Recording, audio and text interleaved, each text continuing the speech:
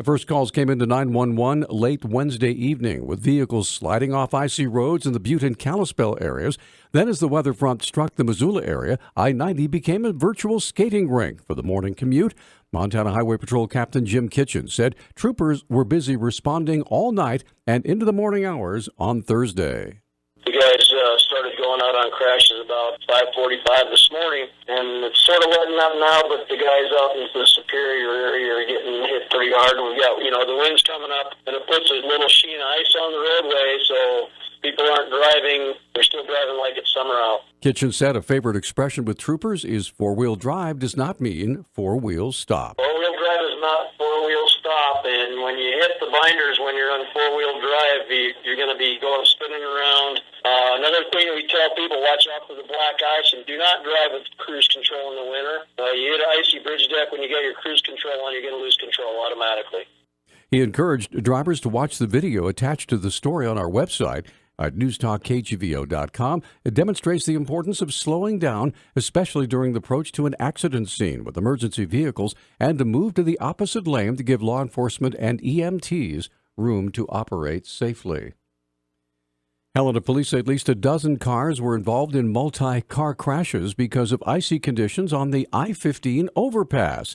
Assistant Police Chief Steve Hagan told the Independent Record that one of the department patrol cars and a highway patrol car were also struck during the crashes as the officers were responding to collisions. Police say minor damage was reported. No one was injured. The Department of Transportation has covered the overpass with sand. Law enforcement officials recommend drivers stay off local roads if possible or schedule an ample amount of time to reach their destination. Of course, that was yesterday. With a tight budget and a stream of cuts, many Montana officials are considering tax increases in a possible special legislative session. However, according to Montana House Finance Chair Nancy Ballance, who was our guest on Talkback yesterday, tax increases will be a hard sell to the Republican-dominated legislature. Anything that the governor determines he's going to call us in for, so if he calls us in to raise taxes, that will be a vote by the legislature. My guess is that that is not one that will pass. It didn't pass during the regular session, and I don't think you will find many legislators whose opinions have changed on that. Ballance says there's ongoing talk about a temporary tax increase, but she says even that is unlikely. There is some discussion about temporary tax just to pay for the fire fund portion, which is about $70 million of the $230 million, about roughly a third of it. So you may have some discussion on that, but certainly not that long list that the governor was talking about. You might get one or two passed in a temporary manner, but that would be even a stretch, I think. Ballance says they're looking at options to fix the state's budget woes that won't require raising taxes. Specifically, she says the legislature is eyeing the state judges' retirement fund and the employee health trust fund, both of which are currently overfunded. The Bureau of Indian Affairs expects to reopen a vacant Montana jail on the edge of the Crow Indian Reservation that sat empty for much of the last decade. The Bureau's director recently told a Senate committee that the agency is finalizing a contract to begin operating the Two Rivers Detention Facility in Hardin within the next 3 months, according to the Billings Gazette. The 464-bed jail was constructed by a private company working with local officials back in 2007.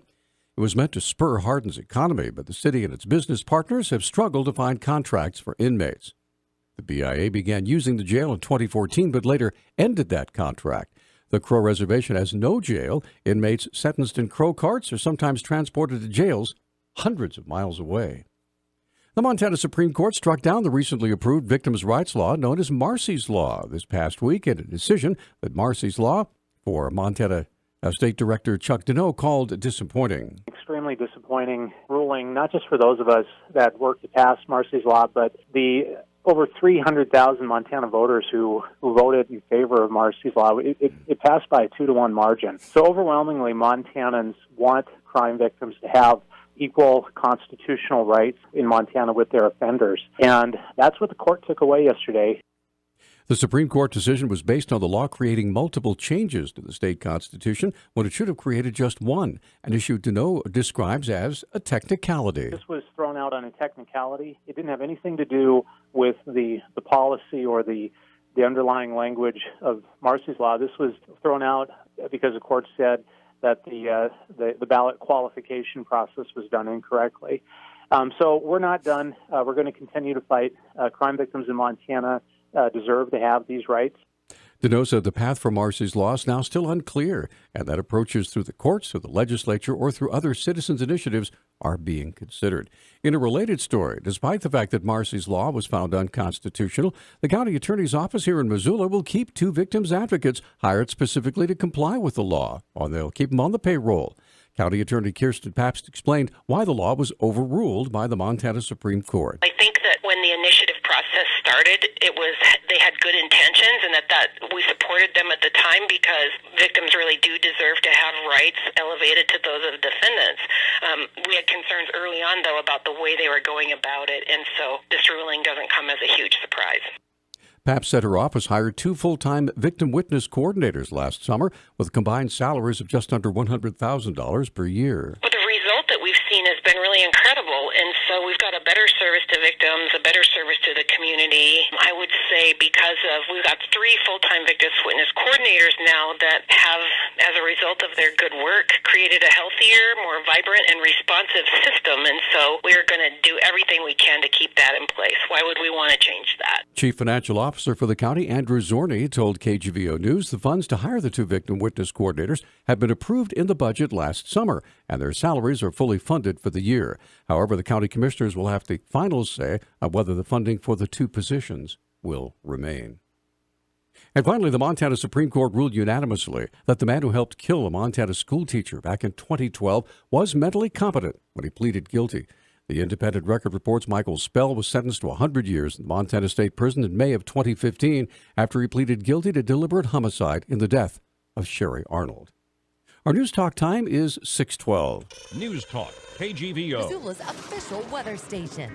A winter weather advisory will remain posted through midday today. We'll see areas of snow with our high temperatures in the mid to low 30s. New snow accumulations of up to 2 inches will be possible. Tonight, light snow with an additional 1 to 2. I'm meteorologist Brooke Foster, KECI 13.